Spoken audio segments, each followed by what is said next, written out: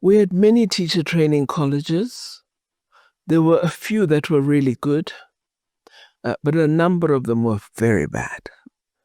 And they were costing a large amount of money to the state.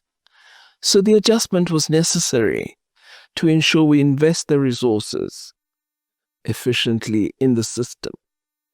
Teacher training colleges were largely for African teacher trainees.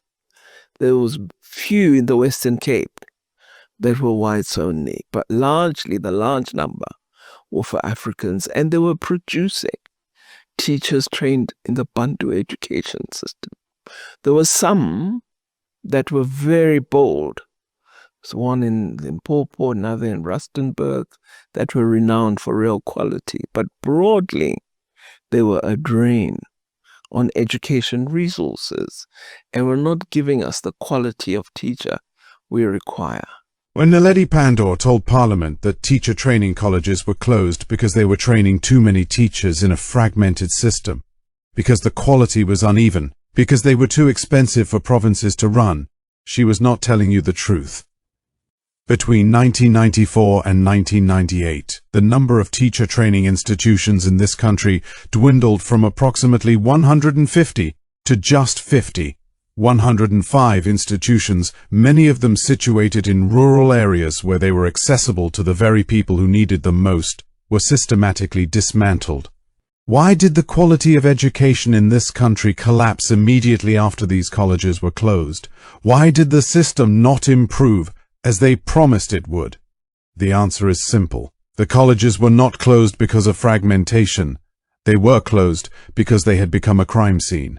What the official narrative refuses to acknowledge is the rot that had taken hold inside those institutions. Teacher training colleges, particularly those serving black communities, had become factories for the mass production of fraudulent qualifications. Certificates were being sold like newspapers on a street corner.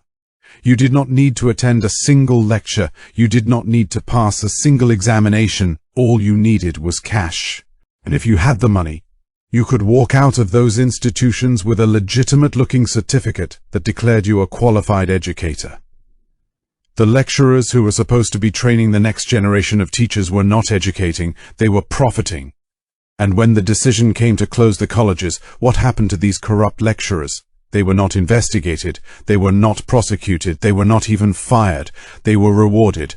Many of these same individuals who sold certificates to unqualified people were made curriculum implementers and subject advisors in primary and high schools. Imagine the devastation this would cause to an already fragile education system. Now consider the math. When the colleges were closed, student numbers in teacher education plummeted from approximately 70,000 to just 13,000. The country experienced an 85% drop in qualifying teachers. Universities were graduating around 6,000 to 10,000 teachers a year, but the profession was shedding 18,000 teachers a year. The system was losing teachers faster than it could produce them. The result was predictable and catastrophic. There were now 100,000 unqualified or underqualified teachers in the system. But here is the detail that makes this truly unforgivable. These unqualified educators were not temporary. They were made permanent. The South African Democratic Teachers Union, SADTU, has been the primary protector of these unqualified teachers, jumping in to defend even the worst performing educators, protecting their jobs at the expense of learners. Unqualified teachers were being preferred over qualified, unemployed teachers, and the union has been instrumental in converting contract teachers to permanent positions, including those who may not meet the necessary qualifications. So you have a system where teachers who bought their certificates are permanent members of the teaching profession, protected by the most powerful union in the country, and you cannot fire them. And because they never actually learned how to teach, they are also untrainable on the job. How do you train someone who does not even have the foundational knowledge required to understand the training? You cannot. A vicious cycle was set up, and it is unending. And who pays for this criminal enterprise? The taxpayer. Let us be precise about the scale of this financial catastrophe. Teachers' salaries comprise approximately 80% of the entire education budget. In 2001, South Africa spent 52.8 billion rands on education. By 2024, that figure had ballooned to 324.5 billion rands. The amount of money spent on teachers increased by 347% between 2001 and 2024. In 2024, the government spent 586,228 rands per teacher. But here is the killer. Only 75% of the budget actually landed in the pockets of public school teachers. The rest was swallowed by a bloated, inefficient, and corrupt administration. And yet, despite this massive expenditure, the quality of education has declined. The most recent progress in international reading literacy study showed that 81% of South African grade 4 learners cannot read for meaning, up from 78% in 2016. Billions upon billions of rands are being poured into a system that produces the worst educational outcomes in the world.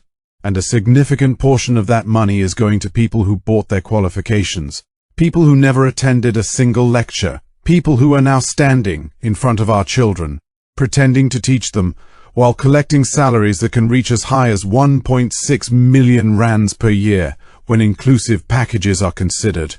The jobs for cash scandal is now threatening the very foundation of South Africa's teaching profession. Today, new graduates entering the profession are being solicited for payments to secure teaching posts. The corruption is not only persisting but spreading. Provinces such as KwaZulu-Natal, Mpumalanga, and the Eastern Cape remain vulnerable to undue union influence, political interference, and the placement of unqualified personnel in key posts. The Ministerial Task Team investigation, comprehensive though it was, has failed to produce meaningful change. And the tragedy is that this was entirely predictable. South Africa is the only country to have eliminated its college sector. We are paying for that strange decision every single day, in the failure of our children, in the collapse of our education system, in the loss of a generation. So let us be clear. Naledi Pandor did not tell the truth when she said the colleges were closed because they were training too many teachers. She did not tell the truth when she said the quality was uneven. She did not tell the truth when she said there was consensus. The colleges were not closed to fix the system. They were closed to conceal the corruption that had consumed the system. The certificates that were being sold like newspapers were not a bug, they were a feature. And the people who sold them were not punished, they were promoted. They were made curriculum implementers and subject advisors, placed in positions of power over the very teachers whose qualifications they had fraudulently issued. And now, decades later, we are still living with the consequences. The unqualified teachers who bought their certificates are permanent, protected by the most powerful union in the country, and they cannot be fired. Every single month, the taxpayer is forced to pay for their salaries, their benefits, and the toxic teaching that is destroying the future of this country. The question you must ask yourself is this: if the system was so broken, why did those who broke it get promoted? If the colleges were so corrupt, why were the corrupt lecturers given positions of authority over the curriculum? The answer is that the system was not broken by accident, it was broken by design. It was broken to benefit those who were running it, and those who benefited are still in charge. They are still telling us what is wrong with education. They are still claiming to have the solutions. But they are the problem. They have always been the problem. Until we hold those responsible accountable, the vicious cycle will continue. Our children will continue to be failed, our education system will continue to collapse, and our tax money will continue to be wasted. This is not a conspiracy theory. This is not speculation. This is the truth that has been hidden from you for decades. And now that you know it, the question is, what are you going to do about it? In our next video, we will break down the specific actionable steps that ordinary South Africans can take to hold these officials accountable and reclaim our education system from the corrupt cartel that has stolen it. You won't want to miss that.